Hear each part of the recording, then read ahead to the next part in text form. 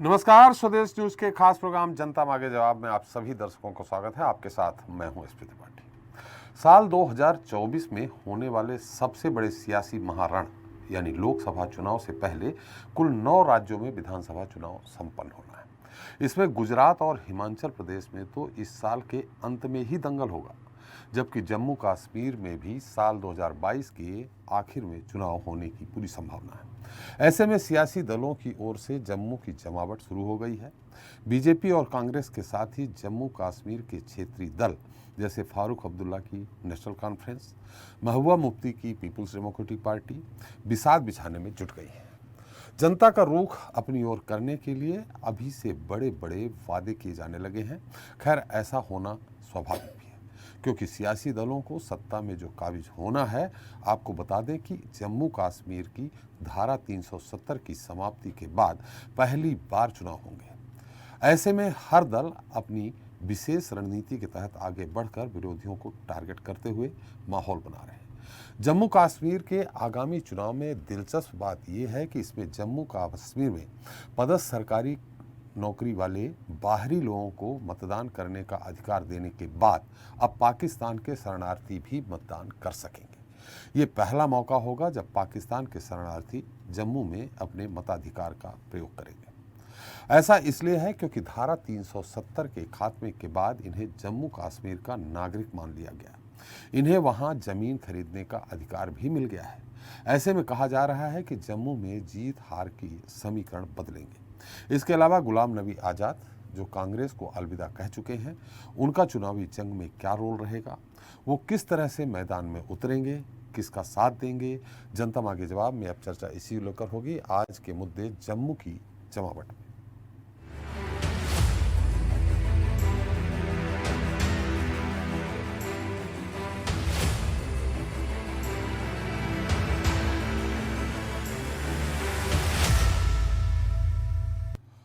तो घाटी में अब सियासी दलों की जमावट है और राजनीति की बिसात पर हर राजनीतिक दल अपने मोहरे फिट करने में कवायद कर रहा है। विधानसभा चुनाव के दौरान और रिजल्ट के बाद राज्य की तस्वीर कैसे होगी, यह तो भविष्य में पता चलेगा, लेकिन मौजूदा समय में वोट बैंक की राजनीति स्थानीय लोगों के अधिकार और स्थानीय मुद्दों पर चर्चा गर्म है। हम चर्चा करेंगे, लेकिन उसके पहले देख लेते हैं हमारी ये खास रिपोर्ट। ये जो जमहूरी निज़ाम को यहाँ मस्क किया जा रहा है, डेमोक्रेसी को यहाँ खत्म किया जा रहा है। सत्ता की सियासत और सियासत से सत्ता दोनों ही एक दूसरे के मिले जुले रूप हैं। सत्ता पाने के लिए दलों के सियासी रंग अक्सर चुनाव में ही देखने को मिलते हैं। ऐसा ही कुछ नया सा हो रहा है जम्मू कश्मीर में। अब ये चाहते हैं कि किसी तरीके से चोर दरवाजे से इलेक्शन में 25 लाख बीजेपी के वोटर बाहर से लाके इस दरवाजे से उस दरवाजे से लाके ये यहाँ किसी फासिस्ट को बिठा दें कुर्सी पे। कि 2 निशान 2 विधान समाप्त हो चुका है। एक संविधान से देश चलता है, पूरे देश में एक तरह की व्यवस्था होती है। यही व्यवस्था जम्मू कश्मीर में जा रही है। धारा 370 हटने के ऐतिहासिक फैसले के बाद यहाँ पहली बार विधानसभा चुनाव होने जा रहे हैं। आजादी के बाद से ही डरी सहमी धरा पर इस बार के चुनाव का अलग ही रंग नजर आ रहा है। राज्य के विधानसभा चुनाव के लिए कई नियम बदले गए हैं। इसी के तहत यहाँ के प्रशासन ने पश्चिमी पाकिस्तान से आए शरणार्थियों को जमीन का मालिकाना हक देने की प्रक्रिया शुरू कर दी है। 1947 के बाद करीब 5400 परिवार पाकिस्तान से जम्मू के सीमावर्ती क्षेत्रों में आए थे और ये अधिकांश हिंदू और सिख परिवार कठुआ, सांबा और जम्मू जिलों में बस गए थे। अब ये शरणार्थी पहली बार यहाँ के विधानसभा चुनाव में वोट डाल सकेंगे, क्योंकि अभी तक इन्हें जम्मू कश्मीर का नागरिक नहीं माना जाता था। साल 1954 में जम्मू, सांबा और कठुआ में इन्हें करीब 5833 एकड़ जमीन दी गई थी, लेकिन 68 साल बीतने के बाद भी जमीन का मालिकाना हक नहीं मिला। ना इन्हें जमीन खरीदने का हक था और ना ही सरकारी नौकरी करने का। अब पिछले कुछ सालों में शरणार्थी परिवारों की संख्या करीब 22,000 पर पहुंच गई है, जो इस बार होने जा रहे विधानसभा चुनाव में एक बड़ा वोट बैंक साबित होंगे। 3 जिलों के 6 विधानसभा सीटों पर इन शरणार्थियों परिवारों के वोट निर्णायक भूमिका में होंगे। बीते महीने चुनाव के मद्देनजर राज्य के मुख्य चुनाव अधिकारी ने वोट देने का अधिकार देते हुए अहम फैसला लिया था, जिसमें कश्मीर से बाहर के लोगों को भी मतदान का अधिकार दिया गया है। यानी इसमें कर्मचारी, छात्र, मजदूर या देश के दूसरे राज्यों के वो व्यक्ति शामिल होंगे जो आमतौर पर जम्मू कश्मीर में रह रहे हैं।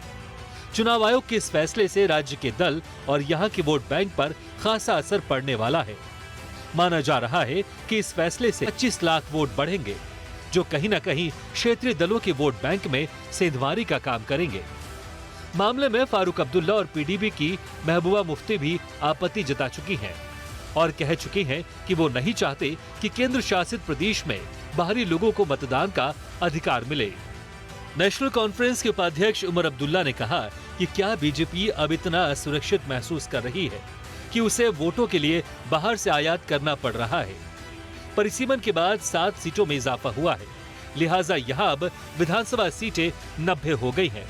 इसमें कश्मीर के 47 जबकि जम्मू की 43 सीटें हैं। इनमें से 2 सीटें कश्मीर पंडितों के लिए रिजर्व है। वहीं पहली बार एससी कोटे के लिए 9 सीटें रिजर्व रखी गई हैं। 25 नवंबर को मतदाता सूची का आखिरी प्रकाशन होगा। खैर, पाक शरणार्थियों और दूसरे राज्यों के लोगों को वोट देने के अधिकार से इस बार के विधानसभा चुनाव खासे प्रभावित होंगे। नेशनल कॉन्फ्रेंस, पीडीपी, जम्मू कश्मीर पीपल्स कॉन्फ्रेंस समेत यहाँ करीब 1.5 दर्जन क्षेत्रीय दल हैं, जिन्हें अब अपना वोट बैंक मजबूत करने के लिए एड़ी चोटी का जोर लगाना होगा। बहरहाल सवाल है कि क्या इन बदलावों से वर्षों से चले आ रहे स्थानीय मुद्दे जमींदोज तो नहीं हो जाएंगे।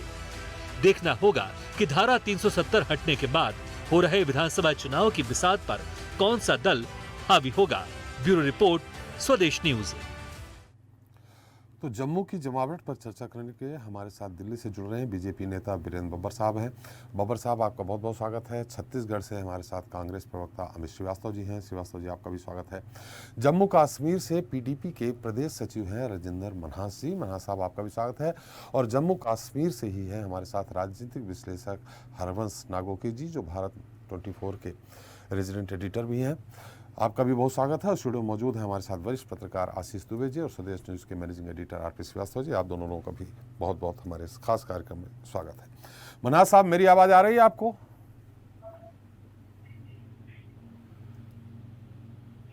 मनहास साहब, मेरी आवाज़ आ रही है आपको? आवाज तो आ रही है जी जी।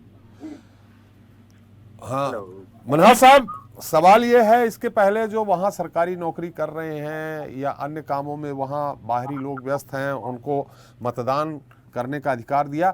अब जो शरणार्थी हैं, जिनको 68 साल से 68 ईयर से वो इंतज़ार कर रहे हैं कि उनको किसी तरह से वहाँ की नागरिकता मिले, वोटिंग अधिकार मिले, सरकारी नौकरियों में उनको दाखिला मिले, तो इस तरह उनको भी जोड़ लिया गया। लगभग 22,000 परिवार हैं। इस बात का, सरकार की इस बात का आप स्वागत करते हैं या विरोध करते हैं?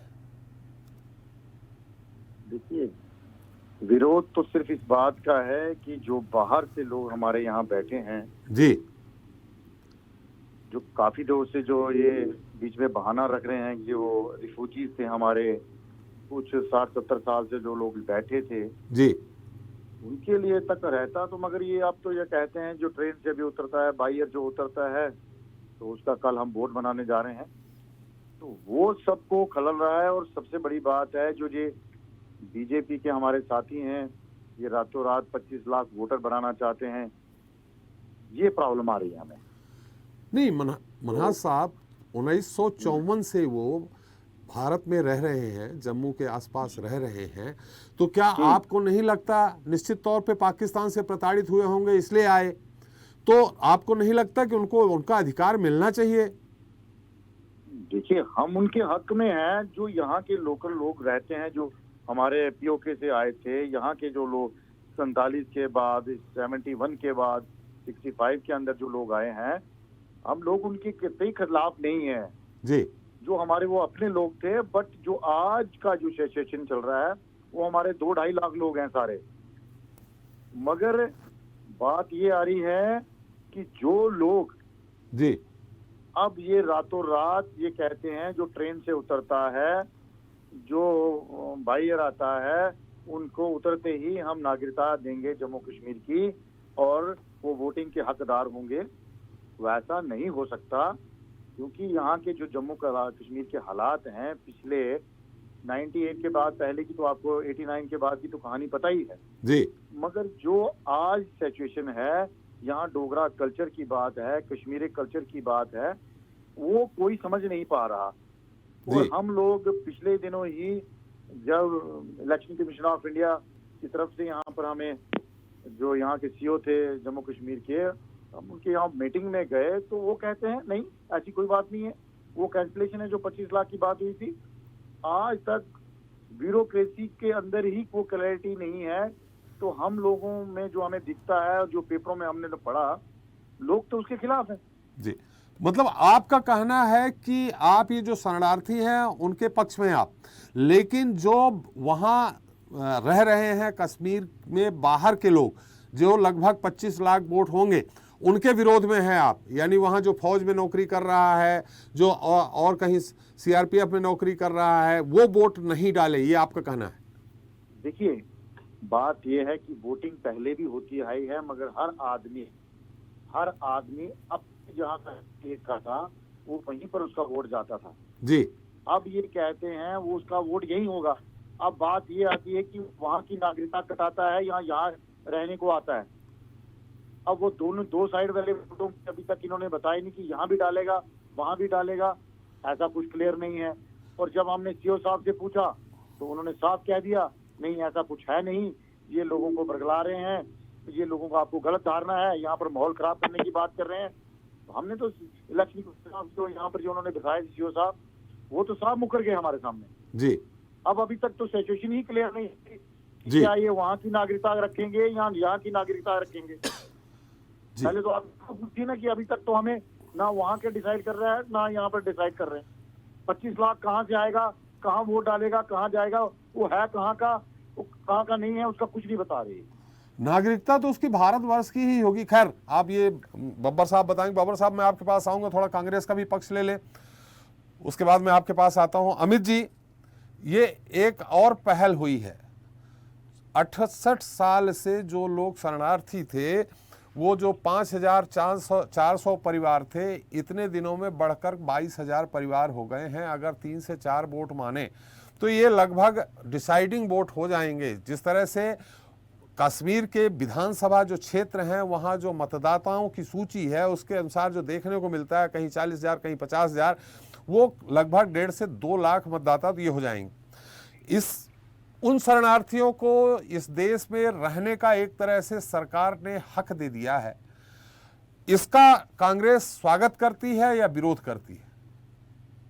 देखिए, आर्टिकल भारत के संविधान में अनुच्छेद 309 जी के तहत अधिकार जम्मू कश्मीर सेवा अधिनियम 2010 के नियमों के अंतर्गत जो डोमिसाइल सर्टिफिकेट जारी जो करने का प्रावधान किया गया था जी, उसमें मैं आपको बता दूं कि अभी जो अधिसूचना जो इसमें इन्होंने जारी की है जी, कि ये प्रक्रिया जो पर नए नियम जो इन्होंने बनाया है, और उसके तहत जो आपने कहा कि 5,300 से ज्यादा परिवार रह रहे थे, और अब अगर जो आप 5 मार्च 1948 की जो बात अगर हम उसमें करेंगे जी, तो आज लगभग 1 लाख से ज्यादा लोग वहां पर इस डोमिसाइल के लिए क्यू में है।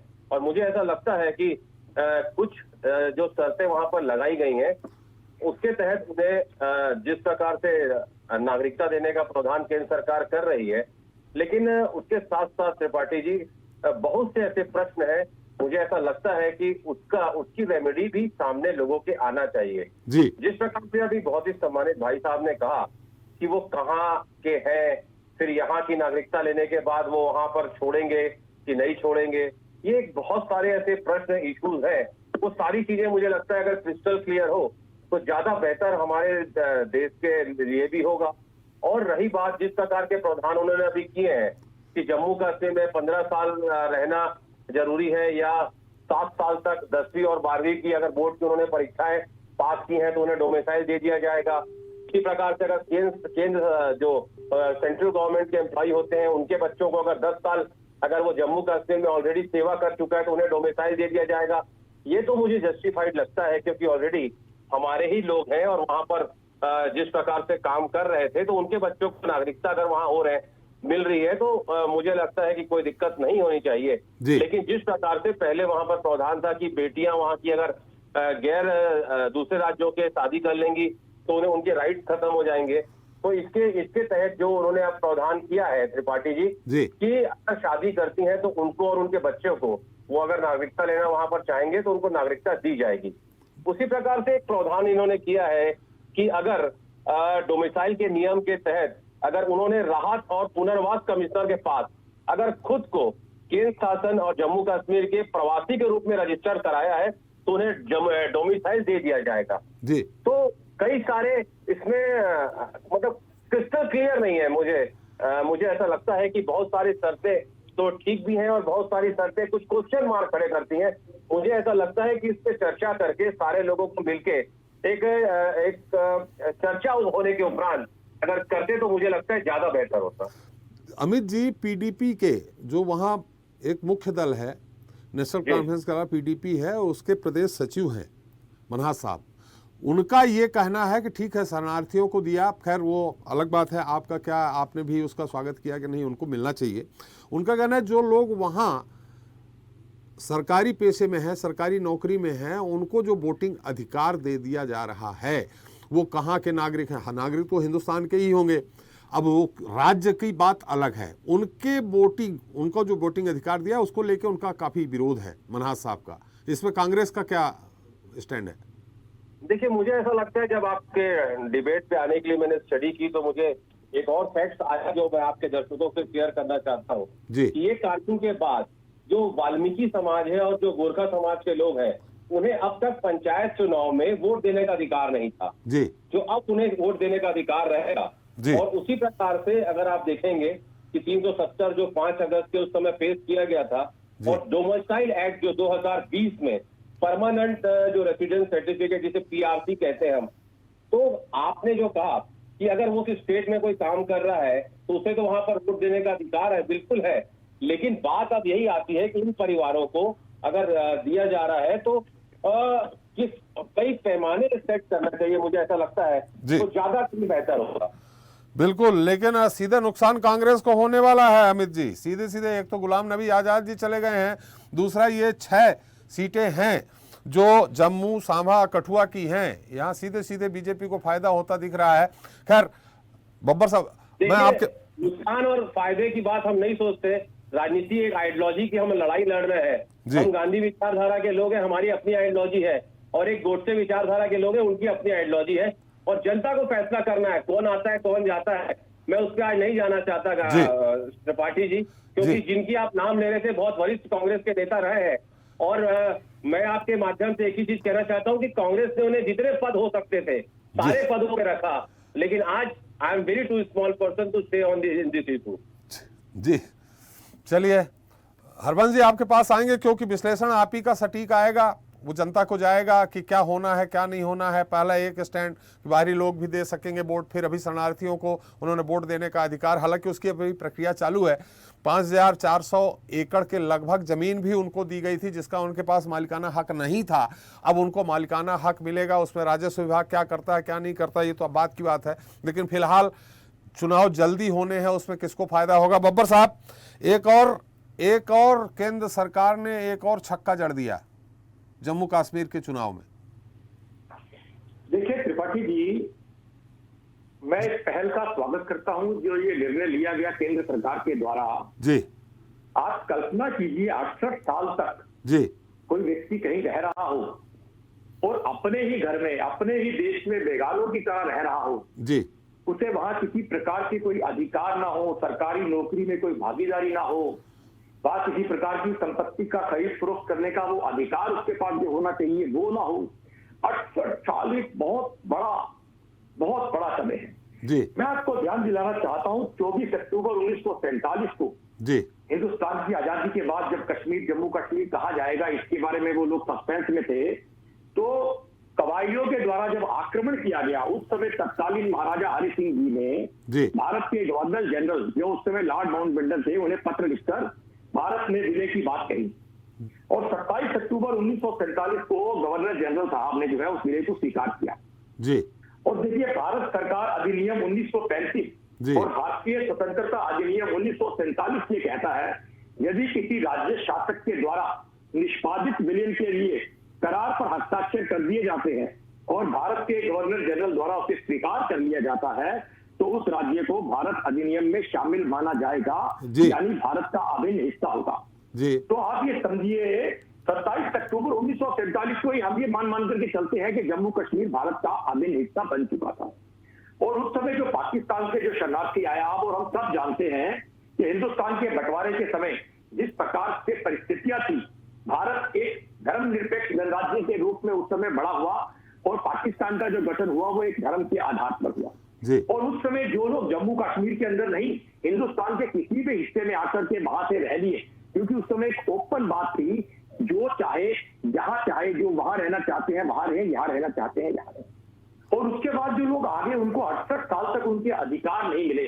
आज भारत के दुनिया के सबसे लोकप्रिय नेता, हिंदुस्तान के प्रधानमंत्री यशस्वी आदरणीय श्री नरेंद्र मोदी जी ने अगर एक निर्णय लिया है, तो इसे केवल चुनाव के साथ जोड़ करके देखना उचित नहीं है। निश्चित रूप से उन लोगों की भावनाओं को भी हमें समझना होगा।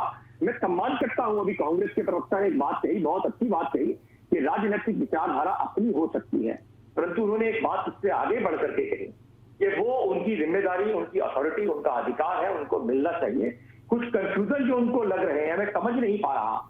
जो पीडीपी के प्रवक्ता ने भी कहे, कांग्रेस के प्रवक्ता ने भी एक बात कही कि नागरिकता के नाम के ऊपर इनको थोड़ा सा कंफ्यूजन है। भाई, नागरिकता तो जैसे आपने 2 बार 3 बार कहा कि नागरिकता तो हिंदुस्तान की रहेगी, हमारे यहाँ प्रदेश की नागरिकता तो होती नहीं। हमारा अखंड भारत है, अखंड भारत के एक हिस्से में रहने वाला कोई भी व्यक्ति जब अपने बारे में जानकारी देता है, तो मैं तो जानकारी यही दूंगा ना कि मेरा नाम वीरेंद्र बब्बर, रहता दिल्ली में हूँ, नागरिक भारत का हूँ, नागरिकता मेरी इंडियन है, भारतीय है। तो नागरिकता का आपको बब्बर साहब, जो आपको कंफ्यूजन हो रहा है वो मैं एक बार स्पष्ट कर दूं, चाहे अमित जी ने कहा हो, चाहे मनाज साहब ने कहा हो, वो जो लोग वहां रह करके सरकारी सेवा में हैं, उनके लिए कहा जा रहा है कि वो वोट कहां डालेंगे, जम्मू कश्मीर में डालेंगे या कहीं अन्यत्र के रहने वाले हैं, राजस्थान, पंजाब, यहाँ के भी रहने वाले हैं वहां डालेंगे। इसमें थोड़ा सा कंफ्यूजन है मुझे जो लगता है, तो वो उनको स्पष्ट कर दीजिए। इसमें सिर्फ स्पष्ट रूप से एक बात कहना चाहूंगा। देखिए, मैं दिल्ली में रहता हूँ, दिल्ली देश की राजधानी है जी, और दिल्ली के अंदर देश के विभिन्न प्रांतों से आए हुए बहुत से लोग रहते हैं। राजस्थान के लोग भी रहते हैं, उत्तर प्रदेश के लोग भी रहते हैं, हरियाणा के लोग भी रहते हैं, वेस्ट बंगाल के लोग भी रहते हैं, अनेक हिंदुस्तान के कोने कोने के लोग आकर के दिल्ली में रहते हैं। और अगर वो दिल्ली में रहते हैं, दिल्ली में उनका रहने का अपना घर है, दिल्ली में 15-20 साल, 12 साल, 10 साल से वो सर्विस कर रहे हैं, उन्होंने अगर यहाँ वोट बनवा लिया है और परमानेंट रूप से वो दिल्ली में ही रहना चाहते हैं, तो जाहिर सी बात है उनका वोट दिल्ली में ही रहेगा। परंतु एक बात तो क्या है कि एक व्यक्ति एक ही जगह पे वोट डालेगा। जो दिल्ली में डालेगा वो अपने गांव में नहीं डालेगा, जो जम्मू कश्मीर में डालेगा वो दिल्ली में नहीं डालेगा, राजस्थान में नहीं डालेगा। तो इसलिए मेरा ये कहना है, इसके ऊपर हमें शंका नहीं करनी चाहिए।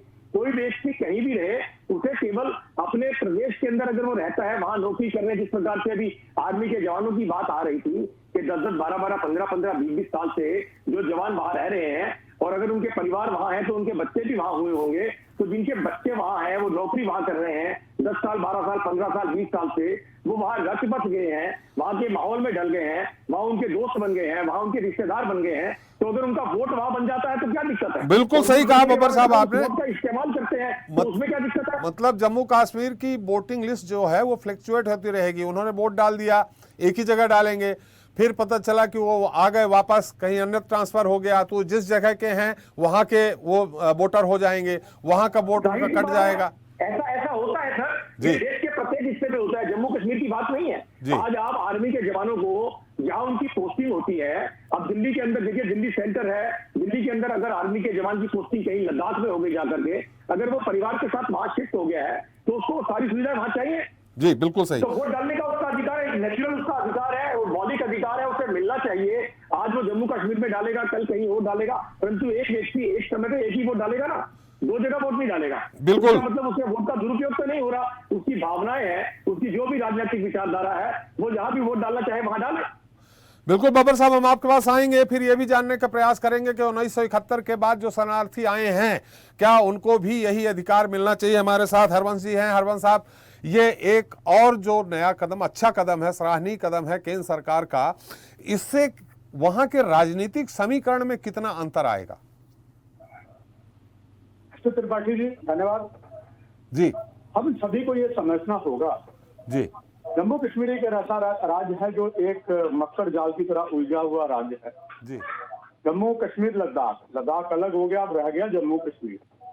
अब जम्मू कश्मीर के कश्मीर घाटी के 10 जिलों की अपनी डबली अपना राज है, ठीक वैसे ही जम्मू में ज्यादातर जिले हैं मुस्लिम बाहुल हैं, खास करके कश्मीर घाटी में। जहां तक बात शरणार्थियों की है तो निश्चित तौर पर अगर सबसे बड़ी 70 साल से लगे हुए जख्मों पर हर सरकार ने नमक छिड़का अगर मरहम लगाया तो वर्तमान सरकार ने पश्चिम पाकिस्तान के, हमें देखना होगा। अक्सर माननीय एसपी त्रिपाठी जी 36 साल की पत्रकारिता में देखता आ रहा हूँ जी। हमारे अधिकतर बड़े बड़े विद्वानों को जम्मू कश्मीर की बॉर्डर का ज्यादा पता ही नहीं है। वो कभी कभी जो पीओ के है, जिसे अटल बिहारी वाजपेयी ने हिंदी में राष्ट्रभाषा में इसका नाम गुलाम कश्मीर दिया था, ये एक शब्द हो गया, मगर आज भी हम पीओ के बोलते हैं। हमें एलओसी दूसरे का फर्क देखना है। सवाल यह है कि इनके साथ एसपी त्रिपाठी साहब बहुत जाति जो हुई थी, सबसे बड़ा अगर मरहम लगा है तो इन पश्चिम पाकिस्तान वेस्ट पाकिस्तान के रिफ्यूजियों पर लगा है, प्रशंसा के पात्र हैं। और जिन्हें महाराजा रणजीत सिंह यहाँ लाए थे, महाराजा हरि सिंह यहाँ पर जो गोरखा समाज के और सफाई कर जो हमारे कर्मी भाई हैं, जिला गुरदासपुर है, वहां से लाए थे, उनको भी ऐसा हाकिमियत दिया गया, बहुत ही प्रशंसनीय। अब ये तो मेरा इनके लिए कहना है कि बहुत अच्छा मरहम लगा जी। आपने पूछा नहीं, बस मैं बात जोड़ दूं। अभी जितनी हम बातें कर रहे हैं सब ऊपा की स्थिति में है, कुछ भी अभी क्लियर नहीं है कि जो यहाँ फौजी है उसका वोट आ जाएगा। अभी एसपी त्रिपाठी जी ऐसी कोई नहीं हुआ क्या? हृदय कुमार जी एक वरिष्ठ IAS अधिकारी हैं, जम्मू कश्मीर काडर के हैं, अभी उनका दिल्ली में तबादला हुआ है। कुछ अचानक एक ऐसी बात निकल गई तो उसमें तिल का तार बन गया। अब जो यहाँ रहता है उसका तो वोट बनेगा ही, जैसे एक बब्बर जी बोल रहे थे जो दिल्ली में उसका बनेगा भी, पर ये भी कोई इतना वो आसान नहीं है कि वहां भी वोट डाल देगा दिल्ली में, यहाँ भी आ जाएगा। It is not possible. तो ये कुछ अभी ऊपा की एसपी साहब त्रिपाठी साहब बात है। और अब हम सारी बात करते हैं चुनाव की, मैं अपनी तरफ से जोड़ दूं तो मेरा अनुभव कैसा है। अभी जम्मू कश्मीर में विधानसभा के चुनाव के लिए दिल्ली दूर है, अभी यहाँ बहुत कुछ करना है जम्मू कश्मीर की स्थिति को सामान्य बनाने को, धरती का स्वर्ग कश्मीर को बनाने के, मंदिरों को शहर का मंदिर का शहर बनाने का। एसपी त्रिपाठी साहब अभी तो सिर्फ 6 मौलवी अंदर हुए जो लगातार यहाँ नापाक साजिशें रचते आ रहे थे। अभी कितने लोगों को सजाए मौत हुई है, यासीन मलिक को भी तो पूरी सजा नहीं मिली, बहुत से भी लोग हैं। इनको इंसाफ मिलेगा तभी बात होगी। तो अभी मैं समझता हूँ कदम जो केंद्र सरकार ने उठाया, जब एक संविधान एक विधान लग चुका है और श्यामा प्रसाद मुखर्जी का सपना साकार हुआ है, तो देश का कानून यहाँ भी लगेगा। जो यहाँ रहता है एसपी त्रिपाठी जी वोट देगा। अब ये बात अलग है, क्या अगले बार चुनाव होंगे क्या, और हमें इसके लिए इंतजार करना। जब भी चुनाव होंगे इसका राजनीतिक जो और राजनीतिक पंडितों का मानना है, इसका सीधा लाभ भारतीय जनता पार्टी को मिलेगा, क्योंकि आप भी जानते हैं कि ये जो शरणार्थी अभी आए हैं ये ज़्यादातर हिंदू और सिख है, और आप भी जानते हैं वहाँ जिस तरह से डिवाइड होते हैं अल्पसंख्यक बहुसंख्यक मत, हालांकि अल्पसंख्यक वहाँ हिंदू और वो सिख हैं, उसका सीधा सीधा लाभ भारतीय जनता पार्टी को मिलना है। मैं त्रिपाठी जी मैं क्षमा चाहूंगा, आपको रोकना चाहूंगा। मैं आप बड़े विद्वान हैं, मैं आपकी बात से सहमत नहीं हूँ। ग्राउंड पे आइए, भारतीय जनता पार्टी का अकेले हमारे आदरणीय प्रधानमंत्री जी कितना कर लेंगे, आदरणीय गृह मंत्री कितना कर, यहाँ की जो भारतीय जनता पार्टी है उससे यहाँ की हवाएं भी उनके पक्ष में नहीं है, उन्होंने कुछ नहीं किया जी। यहाँ की भारतीय जनता जितना अन्याय जम्मू वालों के, कश्मीर को छोड़ दे तो पिसा हुआ, जम्मू को क्या मिला, ना खुदा मिला ना भी साले सनम। बाहर यहाँ का बिजनेस चला गया, शराब के व्यापारी बाहर के आ गए, हम बाहर के बोलेंगे, जितना माफिया है सब बाहर का आ गया। अब बताइए जो जम्मू का व्यापार है वो कहाँ गया? वो तो गुड़ के मर रहे हैं। और आप सभी इस बात को ध्यान रखें, जितने बड़े सम्मानीय बैठे हुए हैं, ये कोई इजी केक वाल भारतीय जनता पार्टी के लिए नहीं। आगे तो बड़े बड़े मंत्री जिसमें स्पीकर रहे भारतीय जनता पार्टी के, डिप्टी चीफ मिनिस्टर है, वो तो भ्रष्टाचार की दलदल में घुसे हुए हैं। एक ने सेना के पास में कोठी बना ली, कोठी गिरने का आदेश आ गया, दूसरे के भ्रष्टाचार के करोड़ों रुपए को उसने गोलमाल किया, बहुतों ने किया। ये नहीं मैं कहता हूँ कि पूरी भारत पर प्रदेश भारतीय जनता पार्टी लगे उस जख्मों को मरहम नहीं लगा सकी। तो फिर ये पिछली बार 37 में से 25 सीटें बीजेपी को मिल गई, 37 में से 25 सीटें बीजेपी को मिल गई, अब तो 43 सीटें हो गई हैं। एसपी त्रिपाठी साहब, उस समय अमरनाथ यात्रा था, उस वक्त भाजपा को जरूरत, इसके बाद भारतीय जनता पार्टी जिस दीदी को गाली देते थे उनके साथ इन्होंने मिल लिया और इनकी छाती पर मुंह टीडी ने डाल दिया। इन्होंने क्या किया? तो ये सब ये बातें जम्मू के शख्स में लगा हुआ है। ये मुश्किल है। उस वक्त अमरनाथ यात्रा का था आंदोलन, सारे एक हो गए थे। उसके बाद क्या हुआ? भारतीय जनता पार्टी के नेता बने, आधे भ्रष्टाचार में लिप्त हो गए, आधों पर केस चल रहे हैं जी। और उनके साथ आप अपने बेटे का व्यवहार करते हैं, दूसरी पार्टी से सौतेली माँ का व्यवहार करते हैं। मैं एक पत्रकार हूँ सर, मैंने सच बोलना है। बिल्कुल तो हकीकत ये है, एक तटस्थ पत्रकार बिल्कुल सच ही बोलता है और आप भी सच ही बोल रहे हैं। हमारे साथ आशीष दुबे जी हैं। आशीष जी, जैसा कि हालांकि बहुत बढ़िया हरवंश जी ने इसको परिभाषित किया है, लेकिन अभी भी जैसा कि मेरा सोचना है, हालांकि वहाँ का मुद्दा अलग हो सकता है, स्थानीय मुद्दा हावी हो जाता है जातीय मुद्दों पे कभी कभी, जैसा कि हरवंश जी बोल रहे हैं, और स्थानीय मुद्दा अगर हावी हो गया कि जम्मू को क्या मिला तो रिजल्ट उल्टा भी आ सकता है। लेकिन फिलहाल जो अभी जिस तरह से केंद्र शासित प्रदेश बनने के बाद पहले जो वहाँ नौकरी पेशे में है, खासकर आर्मी के लोग ही ज़्यादा हैं, सुरक्षा बल के लोग ज़्यादा हैं, वो वोट किसको देंगे ये आप भी समझ सकते हैं। जो हम लोग यहाँ बाहर बैठ करके सोच रहे हैं, कश्मीर का आदमी ज़्यादा बेहतर बता सकता है। क्या लगता है आपको इसका सीधा फायदा? पिछली बार 37 में से 25 बीजेपी को मिली थी, इस बार जो सीटें बढ़ी हैं, 7 सीटें बढ़ी हैं, उसमें 6 जम्मू की बढ़ी हैं, 1 कश्मीर की बढ़ी है, और ये 6 सीटें पहली बार वहाँ SC ST के लिए भी 9 सीटें रिजर्व की गई हैं। इन सब गणितों के अनुसार क्या नहीं लगता आपको कि कमल के फूल की चमक वहाँ इन मतदाताओं के बढ़ने के कारण बढ़ेगी? देखिए, मतदाता जब नए जुड़ेंगे तो जो सीन अभी वहाँ पर है वो निश्चित तौर पर उससे भाजपा को फायदा मिल जाएगा जी। ऐसा अभी मोटे तौर पर लगता है। लेकिन हरबंस जी जो कह रहे हैं वो बात भी बहुत मार्के की है कि जम्मू कश्मीर उसमें उस राज्य में जम्मू को जिस तरह बीजेपी अपना बड़ा गढ़ मान के चल रही है और वहाँ की जो परिस्थितियाँ, वहाँ स्थानीय परिस्थितियाँ जो हैं और जो माइंडसेट है वहाँ पे लोगों का, तो अगर वो वाकई माइंडसेट काम करता है तो हो सकता है जम्मू कश्मीर जिस इलाके को बीजेपी अपना बहुत मजबूत मान के चल रही है वहाँ पे बीजेपी के साथ कोई सियासी गड़बड़ हो सकती है। तो ये बात जो है जैसे जैसे समय आगे बढ़ेगा और जैसे जैसे जमावटें शुरू होंगी, चुनाव की प्रक्रिया और तेज होगी तो चीज़ें और तेज़ी से बदलेंगी, बहुत सारे सीन भी बदल जाएंगे। लेकिन पिछला जो चुनाव है उसमें ये बात ज़रूर थी कि पिछले चुनाव के जो नतीजे हम देख रहे हैं उसमें जो नए मतदाता जोड़ने की अब जो बात आ रही है, 25 लाख के करीब नए मतदाता होंगे, उनको मूल निवासी की ज़रूरत नहीं होगी प्रमाण की, तो उससे भाजपा को अपर हैंड बनता दिखता नज़र आता है। क्योंकि पिछली बार उन्हें 25 सीट मिली थी और 28 सीट मिली थी महबूबा मुफ्ती की पार्टी को, 15 सीट मिली थी शायद जम्मू नेशनल कॉन्फ्रेंस को। तो उस वक्त तो गठबंधन हो गया था इनका। लेकिन अगर बीजेपी अपनी वो सीटों को बरकरार रखती है, कहीं और से उस संख्या को बराबर कर लेती है, तो भी ऐसी स्थिति हो सकती है कि और ये जो नए जो मतदाताओं का उसको सपोर्ट मिलता है तो बीजेपी और वहाँ पर जो महबूबा मुफ्ती की पार्टी है बहुत करीब नज़र आएगी। तो इस तरह की वहाँ पे जो इक्वेशन बनेंगे तो ये जो नेक एंड नेक लड़ाई जो वहाँ पर नज़र आती है अभी तक की स्थिति में, तो उस पर उसका जो आखिरी का जो राउंड होगा उसमें हो सकता है, उसमें ऐसा बीजेपी को उम्मीद हो रही है कि ये जो मतदाता वाला दाव है वो उनका सही होगा। लेकिन देखिए, मतदाता जो नए जुड़ेंगे वो एक स्वाभाविक प्रक्रिया के तहत भी जुड़ना है उनमें, क्योंकि अभी तक जम्मू कश्मीर में जो मतदान का अधिकार था वो वहाँ के मूल निवासियों को था। अब जब परिस्थितियाँ बदली, 370 खत्म हुई, तो ये स्वाभाविक रूप से जो है नए नियम और नए दृश्य बनेंगे और वो उनकी भागीदारी भी उसमें शामिल होगी जो नए वहाँ के लोग हैं। तो अगर उसमें जो तकनीकी खामियां हैं या जो जैसी आशंकाएं हैं कि 2 जगह मतदान कर सकते हैं, ये अगर उसको हटा लिया जाएगा तो उसके बाद राजनीतिक दलों को इत्मीनान हो जाएगा कि उन्हें किस तरह से चुनाव लड़ना है। तो वो परिस्थिति पहले क्लियर होगी तो वो ज़्यादा अच्छा होगा। और दूसरी बात, ये बात ज़रूर है, ये आशंका, ये खुटका हमेशा रहता है कि जैसे हम सुनते हैं कि फलां राज्य में चुनाव हो रहा है तो वहाँ के जो मजदूर किसी और राज्य में काम कर रहे हैं वो थोकबंद लाए जाते हैं, उनसे वोट डलवाए जाते हैं। तो ये जो ट्रेंड है वो वहाँ किस तरह काम करेगा, ये इसको देखना बहुत ज़रूरी होगा, क्योंकि जम्मू कश्मीर में बहुत सारे मजदूर, बहुत सारे वर्कर दूसरे राज्यों के वहाँ पे काम करते हैं, सुरक्षा बल वहाँ पर पदस्थ हैं।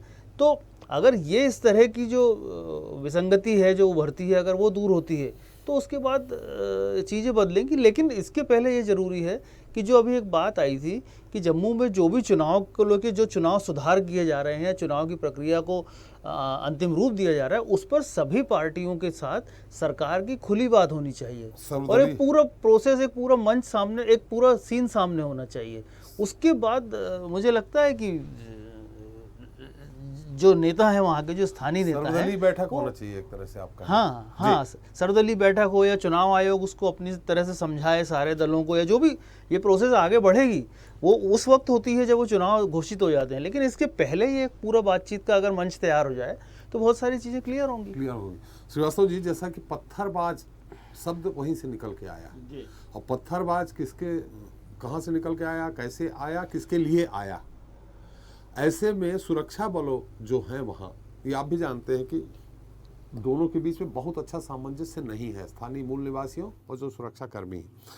इन स्थितियों में फायदा तो मुझे लगता है कि सीधे सीधे भारतीय जनता पार्टी को ही होना चाहिए। एक दूसरा, ये शरणार्थी खैर बहुत अच्छी बात है। अब ऐसी स्थिति में आगे ये भी बात उठेगी, हालांकि बब्बर साहब के पास मैं जाऊंगा, पूछूंगा कि जो और भी शरणार्थी दूसरे राज्यों में हैं जिनको 40 साल 50 साल हो गए हैं, क्या उनको भी नागरिकता मिलनी चाहिए कि नहीं?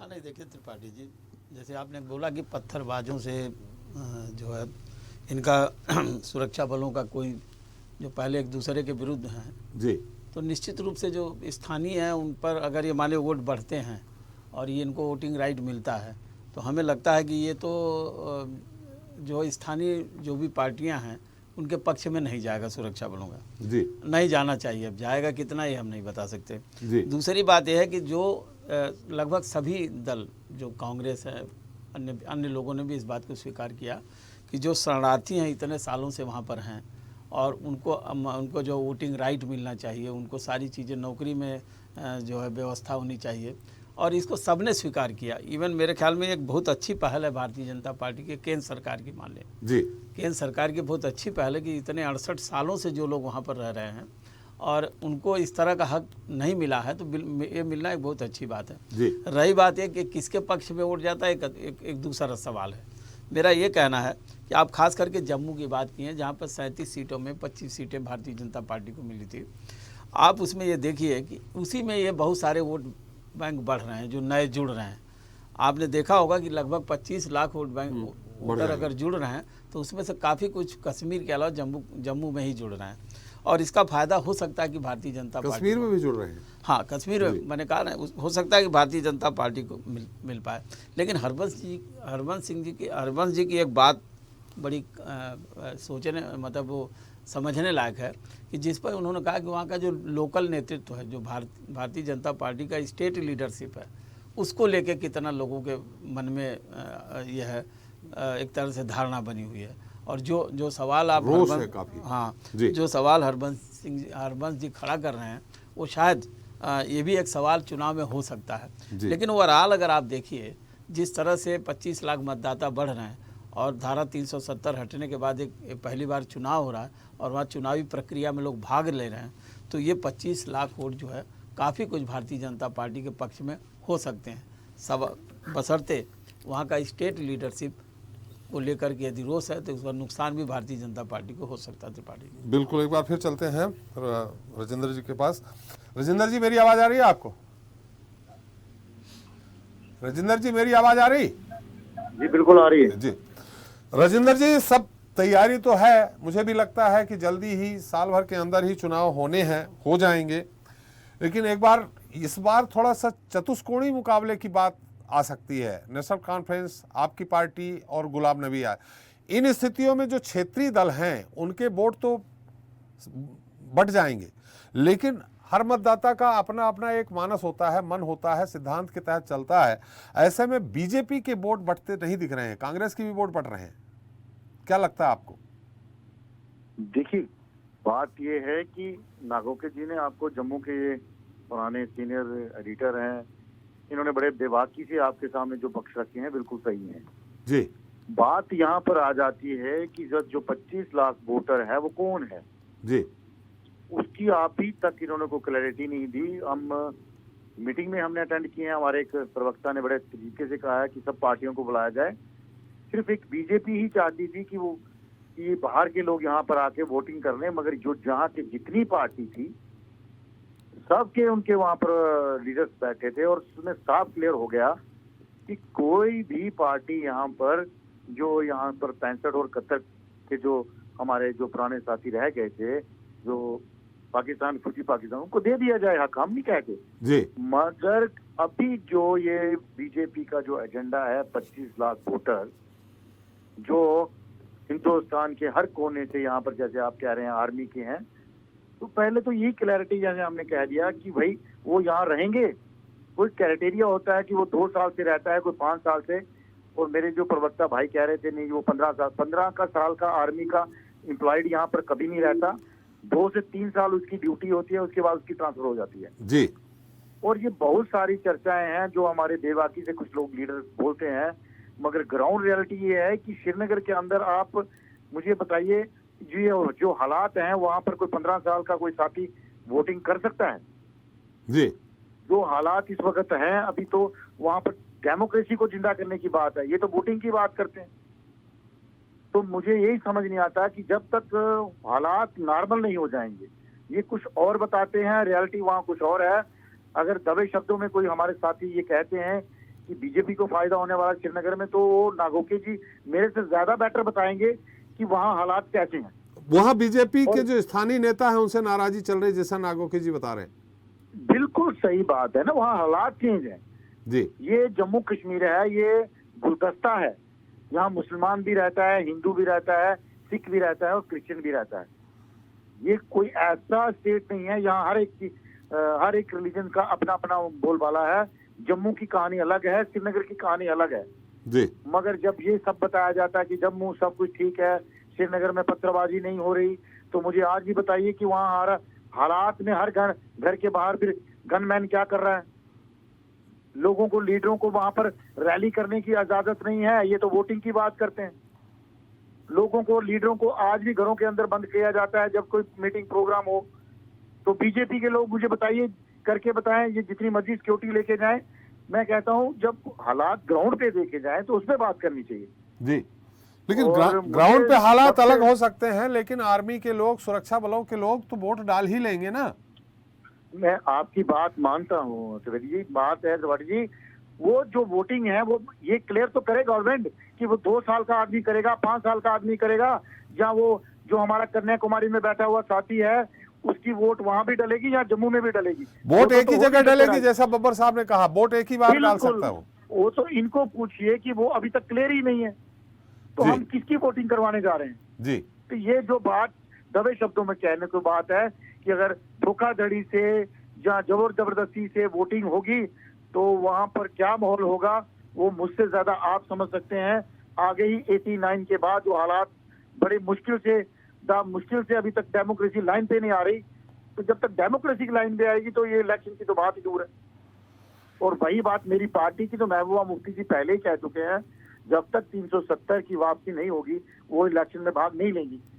तो ये मुझे ये नहीं कह रहे, जब तक अभी तक तो कोर्ट में पेंडिंग है 370 और बाकी चीजें, और ग्राउंड पे जो रियलिटी है, चाहे हम आंखों को पट्टी बांध के काम कर लें, वहां पर हालात आज भी टारगेट किलिंग्स हैं, बाकी चीजें हैं। जब तक वो नॉर्मल नहीं होंगी तो वोट कहाँ से होंगे जी। आज भी वहाँ एक तबके को देख के गोली मार देते हैं, तो मुझे बताइए सिक्योरिटी फोर्सेस और ये जो बाकी लोग हैं कश्मीर के, हमारे कितने ही जो साथी हैं वहाँ ड्यूटी पे नहीं जा रहे, तो ये मुझे बताइए कश्मीरी पंडितों का आप वहाँ पर क्या करेंगे। हालात किस कदर हैं, आप ग्राउंड में ज्यादा बोलूंगा तो बात बढ़ जाएगी। जी, तो जी, मैं जी। यही कहूंगा पहले वहाँ डेमोक्रेसी को लाने की जरूरत है। यहाँ डेमोक्रेसी ही तो लाई जा रही है, लोकतंत्र ही तो लाया जा रहा है। नहीं लाया जा रहा सर, ये तो बात कहने की, कागजों की बात है, ग्राउंड पे कुछ नहीं है। चलिए तो बब्बर, ग्राउंड रियलिटी है कुछ और बोलती है। इनको पूछिए हमारे कश्मीरी पंडित भाई जो आज 5000 जो वहाँ नौकरी करता था वो आज अपनी नौकरी वहाँ छोड़कर जम्मू में बैठा है, ना उनको पे मिलती है ना उनका राशन मिल रहा है, और ये जबरदस्ती उनको बोलते हैं वहाँ जाओ, वो रहने को वहाँ जा नहीं सकते। तो मुझे ये बताइए कहाँ का डेमोक्रेसी, और जो यहाँ की सिचुएशन है उसको कौन हैंडल कर रहा है। चलिए नॉर्मल ये तो पूछ होगी, लेते हैं, तो कल चले जाएंगे। राजेंद्र जी हम पूछ लेते हैं, बब्बर साहब से पूछ लेंगे, लेकिन एक बार फिर अमित जी के पास चलते हैं। अमित जी एक मिनट आ रहा हूं मैं आपका, नगोके जी से एक सवाल मैं ले लूं। नगोके साहब, गुलाम नबी आज़ाद जी के नई पार्टी बना करके चुनाव लड़ने से किसका गणित बिगड़ेगा? क्षेत्रीय दलों यानी पीडीपी या नेशनल कॉन्फ्रेंस या अन्य और दलों का, या भाजपा का? कांग्रेस का तो बिगड़ेगा ही। त्रिपाठी साहब, एक ऐसी उलझन है गुलाम नबी आजाद, जो सोचा था ना वो निकला नहीं। अंग्रेजी की कहावत है एसपी त्रिपाठी साहब, first is well and is well जी। जो हमने उम्मीदें की थी ना, हम बिल्कुल अवाक रह गए। जब गुलाम नबी आजाद आए तो मुट्ठी भर लोग उनको वेलकम के लिए गए, और उन्होंने किन लोगों को लाया पार्टी में जो चले हुए कारतूस है, भ्रष्टाचार में लिप्त है। मैक्सिमम जो लोग आए हैं त्रिपाठी सर, और इसके बाद गुलाम नबी आजाद ने कश्मीर में, इतिहास गवाह है एसपी त्रिपाठी साहब, जिसने भी केंद्र सरकार की बात की उसको कश्मीर ने नकारा। गुलाम नबी आजाद ने पहले तो बोल दिया 370 वापस नहीं आ सकती। इसके बाद जब वहां पर आक्रोश हुआ, उन्होंने कहा मैंने शब्द वापस ले लिए।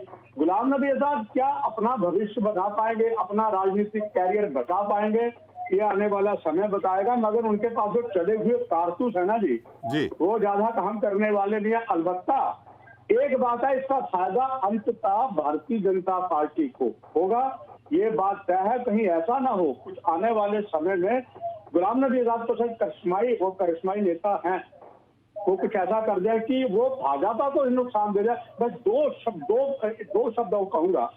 महाराजा हरि सिंह की छुट्टी के लिए जब अभी छुट्टी तय नहीं कौन सी देनी है, स्टेट को देनी है दूसरी, कश्मीर पूरा उबाल पर है। आप लगातार बयान देखें, मैं उनका इंटरव्यू कर रहा हूँ, वो सब गुस्से में है कि आपने कैसे, आप भूल गए महात्मा गांधी जी ने कहा था अगर मैं रोशनी की किरण नजर आती है तो कश्मीर में आते हो। उन्होंने कहा था शेख अब्दुल्ला के लिए। हम आज शेख अब्दुल्ला को गालियां देते हैं, शेख अब्दुल्ला ही थे जिन्होंने भारत के साथ रहने के लिए झंडा उठाया। अब तब तो महाराजा यहाँ तो हरि सिंह जी थे नहीं। इसके बाद देखिए भारतीय जनता पार्टी के कितने नेता थे, युवा राजपूत सभा, युवाओं का संगठन और राजपूत लोग हैं उसमें और हैं। एसपी त्रिपाठी साहब, इनको डंडे पड़े, इन्होंने कहा छुट्टी दो, संघर्ष किया उन्होंने। प्रशंसनीय हमारे एलजी साहब यहाँ के, मगर हुआ क्या, जब छुट्टी का अनाउंस हुआ तो यही भाजपा वाले जो इनको लाशें बढ़वा रहे थे, 144 लगा रहे थे, वही इनका ढोल पीटने लगे। उससे भारतीय जनता पार्टी को फायदा नहीं हुआ। त्रिपाठी जी, लॉसेस से बहुत सी ऐसी बातें हैं। कुल मिला के गुलाम नबी आजाद एक ऐसा तुरंत का पत्ता है, क्या कर जाए सर, आने वाला समय बताए। चलिए, किसको फायदा दे जाएगा किसको नहीं दे जाएगा, थोड़ा सा अमित जी के लिए राहत भरी है केस। अमित जी, ऐसा है कि जैसा वो कह रहे हैं बुझे हुए कारतूस लेकर के आए हैं गुलाम जी, जिसका बहुत ज्यादा असर नहीं पड़ेगा। ऐसे में कांग्रेस का जो वोट बैंक है उसमें ज्यादा सेध लगने नहीं, लेकिन ये भी कह रहे हैं कि तुरुप का इक्का है, कुछ भी कर सकते हैं, और कुछ भी करेंगे तो निश्चित तौर पर कांग्रेस को ही बहुत ज्यादा नुकसान होगा। अमित जी, देखिए, आपको एक चीज बता दूं कि कांग्रेस की अपनी एक आइडियोलॉजी होती है, कांग्रेस का एक वोट बैंक होता है, और वो कभी भी कुछ भी हो जाए वो कांग्रेस को नहीं छोड़ता। लगातार अगर आप देखेंगे तो जिस प्रकार से बहुत ही सम्मानित वरिष्ठ पत्रकार हमारे जो राजनीतिक विश्लेषक साहब ने बहुत ही अच्छी बात कही कि हर पार्टी के कैडर होता है, और वो कई नेता आते हैं कई जाते हैं, और बहुत से नेता पहले भी गए हैं। पार्टी निश्चित तौर पे देखिए, कहते हैं ना कि पेड़ के कटने का किस्सा नहीं होता अगर कुल्हाड़ी में लकड़ी का हिस्सा नहीं होता। निश्चित तौर पे कोई भी कार्यकर्ता जब पार्टी को छोड़ के जाता है तो पार्टी कहीं ना कहीं कमजोर जरूर होती है, लेकिन अगर वो अपने व्यक्तिगत कारणों से जाए, इतने सारे पदों में होने के बाद जाके वो अगर वो इतनी उनको तकलीफ थी, तो मुझे ऐसा लगता है बहुत सी बातें आपके माध्यम से, सोशल मीडिया के माध्यम से आ रही है कि उन्हें बंगला नहीं छोड़ना पड़ रहा है। तो ये संयोग है कि प्रयोग है, ये भी जनता जनार्दन होती है साहब। कितना बड़ा भी नेता, कोई भी कार्यकर्ता को नेता जनता बनाती है, और अगर उसी आइडियोलॉजी के साथ अगर उसी लोकतंत्र को कलंकित करने का कोई काम जब करता है तो जनता निश्चित तौर पे, त्रिपाठी जी विश्वास रखिए, जनता उसे सबक सिखाने में भी ज्यादा देर नहीं लगाती। और हकीकत में आप देखिएगा जब ये चुनाव परिणाम आएंगे तो समझ में आ जाएगा कि वहां पर कांग्रेस का वोट था या किसी व्यक्ति विशेष का वोट था। ये जनता को डिसाइड करना है, और मुझे पूर्ण विश्वास है कि जम्मू कश्मीर की जनता जरूर उनको सबक सिखाएगी, ताकि आने वाले समय में लोग अपनी व्यक्तिगत आकांक्षाओं को पूरा करने के लिए कम से कम पार्टी के साथ, जो पार्टी उनको विश्वास करती है, जो मताधिकार का प्रयोग करके जनता उन पर विश्वास करती है, वो कम से कम उन्हें छापते, अपने फायदे के लिए उनके साथ छल ना करें। जी बिल्कुल नहीं करना चाहिए, लेकिन इसमें सीधे सीधे आपका बीजेपी को फायदा हो रहा है, आपको नुकसान हो रहा है। देखिए, ये तो वक्त बताएगा, टाइम विल टेल। और जनता, मैंने कहा ना, जनता जनार्दन होती है, और रही बात किसको नुकसान होगा, किसको फायदा होगा, ये जनता को डिसाइड करना है। लेकिन मुझे ऐसा लगता है कि बीजेपी ने तो पहले ही पीडीपी के साथ सरकार बनाई थी, तो आपकी एक आइडियोलॉजी होना चाहिए। और राजनीति में बहुत क्रेडिबिलिटी बहुत इंपॉर्टेंट वर्ड है। क्रेडिबिलिटी जिसकी होती है जनता उस पर विश्वास करती है, और मुझे लगता है कि आने वाले समय में जनता जरूर सबक सिखाएगी ऐसे नेताओं को जिन्होंने उनके साथ छल किया है। जी चल बब्बर साहब, 2-3 चीजें कंफ्यूजन वाली हैं। जैसा कि उन्होंने कहा कि भाई आपने कहा 15 साल नहीं, ये हम भी कहने वाले थे सवाल कि वहाँ 3 साल माने जम्मू कश्मीर में अगर किसी भी आर्मी मैन की या किसी भी सुरक्षा बल की अगर पोस्टिंग होती है तो ये अभी तक ये मानस है लोगों का, सोचना है, जबकि ऐसा है नहीं कि उसको पनिशमेंट पोस्टिंग दी गई है और 3 साल मैक्सिमम 4 साल के बाद उसको वापस कर लिया जाता है। इन स्थितियों में तो वहां का ये स्थायी वोटर हो गया एक। दूसरा, एक हमने आपसे सवाल किया था कि निश्चित तौर पे वहां के शरणार्थियों को अगर नागरिकता दे दी गई है, अधिकार दे दिए गए हैं, ये स्वागत योग्य है, साधुवाद है।